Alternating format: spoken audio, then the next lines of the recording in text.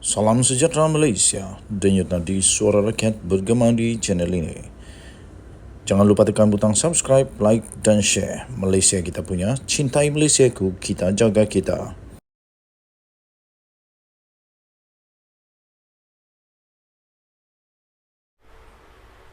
Ini Sanusi kena jawab. Denyut nadi suara rakyat bergema di channel ini. Sebelum itu saya mohon untuk anda tekan butang subscribe, like, share.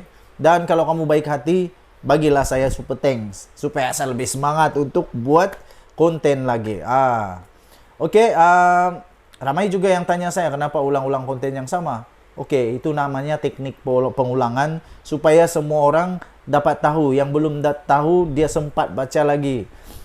Yang belum dengar video itu, dia dapat notification sekali lagi, jadi dia ada peluang untuk tengok video itu sekali lagi. Itu tujuan dia lah. Macam kita belajar juga lah.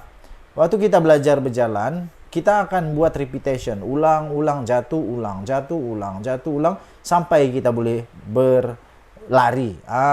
Sama juga. Jadi saya ulang itu supaya ramai orang yang belum tak sempat nak tonton video, ada peluang untuk tonton video. Dan satu lagi, supaya tertanam di minda orang Malaysia bahawa rasuah, perbuatan salah, perbuatan-perbuatan yang melanggar undang-undang itu tak patut dibuat di Malaysia. Setuju atau tidak? Kalau kamu setuju, katakan setuju. Oke. Kalau betul Sanusi tak bersalah, ini jawab Sanusi. Kalau betul Sanusi tak bersalah, habis tu kenapa pula Pesuruhjaya Selangor, Pesuruhjaya PAS Selangor menghadap Sultan Selangor? Itu soalan yang cukup besar. Kenapa? Pasti kerana menurut laporan-laporan itu dipercayai beliau mau menerangkan, menjelaskan, dan saya pikir mau mohon ampun lah kepada Sultan Selangor. Maknanya ada pengakuan bersalah di sana. Malang sekali, Sultan Selangor, ampun tuanku, beribu-ribu ampun, sembah patut, mohon ampun. Malangnya, Sultan Selangor seorang sultan yang amat hebat. Baginda seorang yang adil, saksama, dan tidak memilih bulu. Baginda membuat keputusan supaya semua rakyat di Malaysia haruslah menghadap keadilan di mahkamah. Kalau salah, tak kiralah siapapun. Sebab kalau Sanusi terlepas, nanti orang lain buat benda yang sama, susah nak jawab. Jadi kita sujud sembah, menyembah kepada Ketua Duli Yang Maha Mulia Sultan Selangor yang sangat-sangat berjiwa rakyat. Jadi sekarang Sanusi nak kena jawab nih. Kenapa pula Pesuruhjaya PAS menghadap Selangor? Perdana Menteri Datuk Seri Anwar Ibrahim sendiri menegaskan, beliau tidak pernah mencampuri urusan itu. Urusan tentang kes menghina Sultan Selangor itu. Tapi Perdana Menteri Anwar Ibrahim mempersoalkan tindakan Pesuruhjaya PAS Selangor yang telah menghadap Sultan Selangor dan telah memohon maaf, walaupun terdahulu menafikan Menteri Besar Kedah itu telah mengeluarkan kenyataan tersebut. Apa yang minta maaf pula? Kalau tak salah kan? Maksudnya salah lah tu. Yang peliknya, bila sudah sampai di mahkamah, mengaku tak bersalah. Jadi waktu minta mohon maaf untuk apa? Jangan kamu permain-mainkan pula Sultan Selangor. Sekejap minta maaf, sekejap tak rasa bersalah. Jadi kata Perdana Menteri, orang tuduh Anwar zalim kerana hadapkan seorang ke mahkamah. Ini kes apa? Ini kes hina raja. Siapa buat laporan? Dewan Diraja Selangor. Bukan Anwar yang buat laporan. Jadi tuan-tuan dan puan-puan yang dihormati sekalian, laporan polisi itu dengan perkenan daripada Sultan. Sebab menurut Anwar, kenapa Dewan Diraja Selangor boleh buat laporan? Sebab dapat persetujuan dan itu diperkenankan oleh Selangor. Kalau betul tak salah, kenapa Pesuruhjaya PAS Selangor pergi menghadap Sultan Selangor minta ampun? Kemudian besoknya bila kena dakwa tiba-tiba sahaja tak mengaku bersalah. Jadi yang kamu minta ampun tu ampun untuk apa? Jadi jangan putar-putar belit. Yang kita tahu selepas saja Sultan Selangor mengeluarkan tita bahwa isu itu belum selesai, esoknya polis dakwa. Padan muka. Ingat ahli-ahli politik semua. Ini peringatan dari Anwar. Raja ini mengatasi politik, jangan besar kepala. Macam mana pun raja adalah di atas politik. Raja ini payung negara. Ini semua sebab pas baik dengan Tun Mahathir lah. Belajar dari Tun Mahathir. Kemudian kena dakwa lah. Silap cari guru kah? Silap cari guru kah? Beliau berkata demikian ketika berucap pada satu program Kita Hulu Kelang bersama PM10 di Sini Semalam. Okey, Anwar bagaimanapun memberitahu beliau dimaklumkan mengenai penahanan Muhammad Sanusi. Tetapi itu ialah isu soal polis, pendakwa dan hakim. Saya tak campur. Kalau tak percaya boleh tanya Ketua Polis Negara. Itu kata Anwar Ibrahim. Sebelum ini Muhammad Sanusi mengaku tidak bersalah. Ini yang aku bingung nih. Minta ampun tapi tak mengaku bersalah.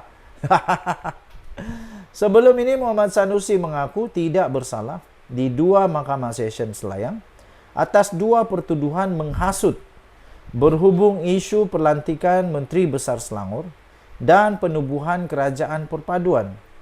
Di dalam satu ceramah politik yang dihadiri, telah pun dia yang berucap wow gitu, bising-bising sana bising sini, last terlampau excited, seronok sangat kot, sampai tak sedar yang dia ada over limit.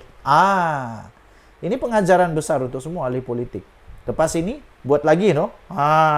Baru 4 tahun. Tinggi rendahnya langit. Mengikut pertuduhan Muhammad Sanusi yang sekarang ni 48 tahun yang juga pengarah pilihan raya Perikatan Nasional didakwa telah melakukan perbuatan yang mengandungi kecenderungan untuk menghasut dengan menyebut perkataan yang mempunyai kecenderungan untuk membangkitkan perasaan tidak setia terhadap mana-mana raja. Jadi kalau betul Sanusi tak salah, kenapa pas menghadap Sultan dan mohon maaf? Itu perlu dijawab. Tang mana yang hampa minta maaf? Kenapa minta maaf, minta ampun? Tapi bila didakwa di mahkamah tak mengaku pula didakwa di mahkamah tak mengaku pula bersalah. Apa? Hampa ingat Dewan Diraja Selangor tak bijak kah? Yang lah ni yang hampa nak persoalkan ini rasanya ialah Dewan Diraja Selangor. Jangan main-main. Okey. Denyut Nadi Suara Rakyat bergema di channel ini. Jangan lupa tekan butang subscribe, like dan share. Malaysia kita punya, cintai Malaysia aku, kita jaga kita. Bye-bye. Salam sejahtera Malaysia. Habis, memang betul-betul habis checkmate. Tak boleh buat apa-apa lagi dah. Muhyiddin kali ini betul-betul kantoi menipu. Dia kantoi betul waktu dia cakap itu ini dengan yakin pula tu. Kali ini dikantoikan sendiri oleh Setiausaha SUSK Muhyiddin ketika menjadi Perdana Menteri.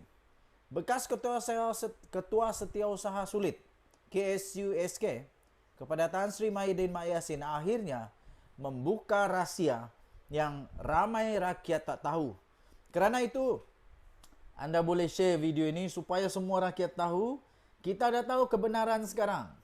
Kebenaran berpihak kepada orang benar, bukan kepada pembohong.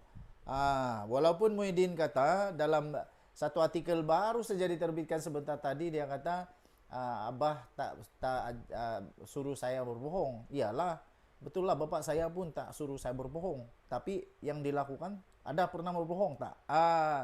Tepuk dada, tanya selera, tanya diri sendiri.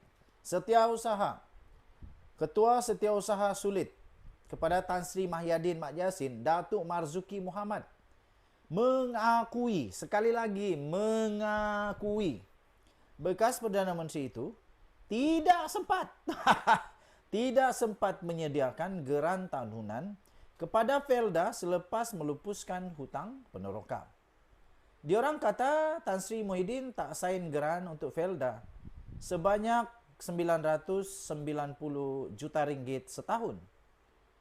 Itu kesilapan Muhyiddin Yassin.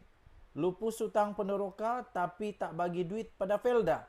Itu kata Ketua Setiausaha Sulit Tan Sri Muhyiddin Mak Yassin.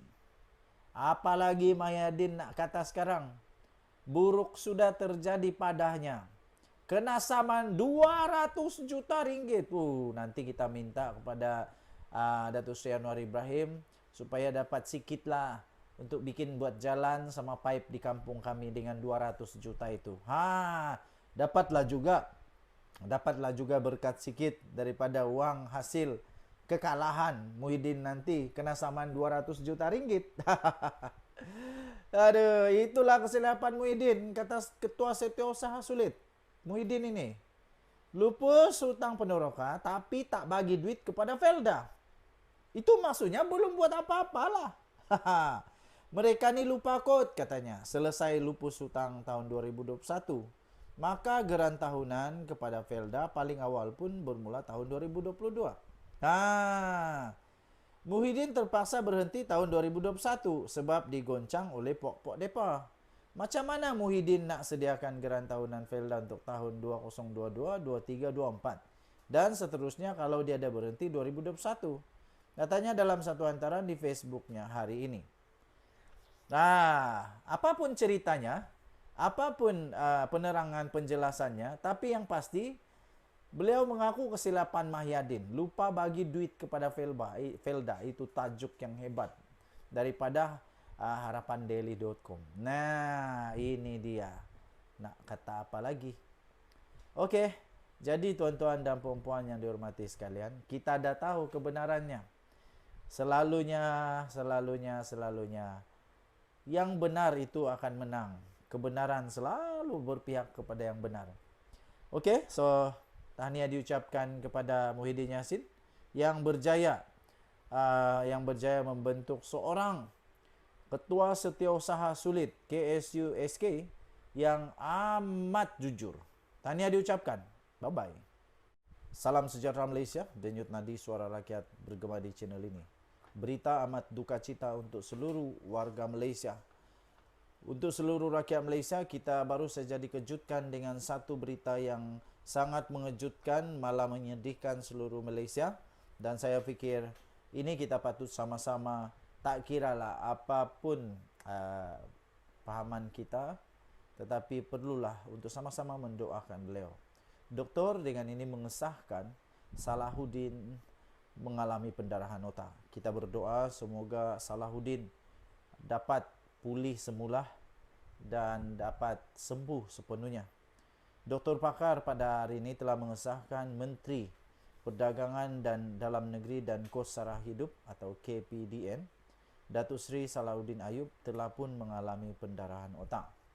Setiausaha akbar beliau iaitu Syakirin Husnal dalam satu kenyataan hari ini berkata Salahuddin kini sedang menjalani pembedahan di Hospital Sultan Nabahiyah di Alor-Star di negeri Kedah. Syakirin berkata Salahuddin dikejarkan ke wad kecemasan pada kira-kira jam 10.15 malam tadi dan mendapat rawatan serta mengalami mual dan muntah-muntah. Pihak pejabat Menteri KPN akan memaklumkan mengenai perkembangan kesihatan beliau dari semasa ke semasa katanya. Syakirin memberitahu BH keluarga Salahuddin kini berada di Alor-Star menunggu perkembangan terkini dari pihak hospital. Sementara itu, Ketua Angkatan Wanita Amanah Nasional atau dikenali sebagai AWAN, iaitu Aida Yusof Rawah, memberitahu BH Salahuddin dijadualkan berada di Pulau Pinang sepanjang hari Sabtu. Katanya, kami mendapat berita beliau dimasukkan ke hospital malam tadi. Sehingga kini kami juga masih menunggu perkembangan terkini dari pihak keluarga. Katanya ketika dihubungi pada hari ini. Aida berkata, Salahuddin sebelum ini kelihatan sihat ketika tiba di Kedah malam semalam dari Kuala Lumpur. Tambahnya lagi, sungguh tak sangka perkara begini berlaku. Kita doakan yang terbaik, semoga beliau cepat sembuh, katanya lagi. Mari kita kita semua yang di Malaysia, kita berdoa semoga beliau akan cepat sembuh. Dan berita terbaru tentang perkara ini adalah baru saja dikabarkan sebentar tadi, lebih kurang sejam yang lalu, untuk keadaan terkini Salahuddin. Salahuddin Ayub ditidurkan selepas menjalani pembedahan.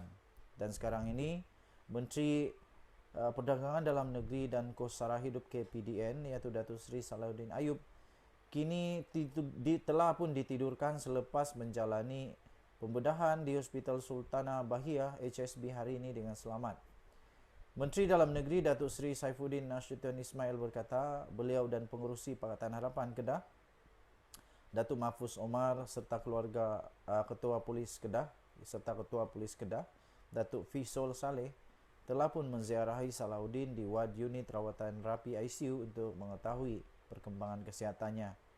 Saifuddin berkata beliau turut diberi taklimat ringkas oleh doktor pakar pembedahan bersama 2 doktor yang memantau keadaannya dari semasa ke semasa. Katanya pembedahan yang dilakukan awal pagi tadi telah berjaya dilakukan dan keadaan Salahuddin kini stabil. Beliau diletakkan di bawah pengawasan rapi di ICU, akan diawasi dengan cermat oleh kedua-dua doktor pakar berkenaan, katanya ketika ditemui di lobi HSB selepas menziarahi Salahuddin hari ini. Saifuddin berkata bagi pihak rakan-rakan, khususnya anggota jemaah menteri, sudah dimaklumkan mengenai keadaan beliau melalui kumpulan WhatsApp oleh Menteri Kesihatan Dr. Zaliha Mustafa. Kita berdoa semoga beliau cepat sembuh. Denyut nadi suara rakyat bergema di channel ini. Bye-bye.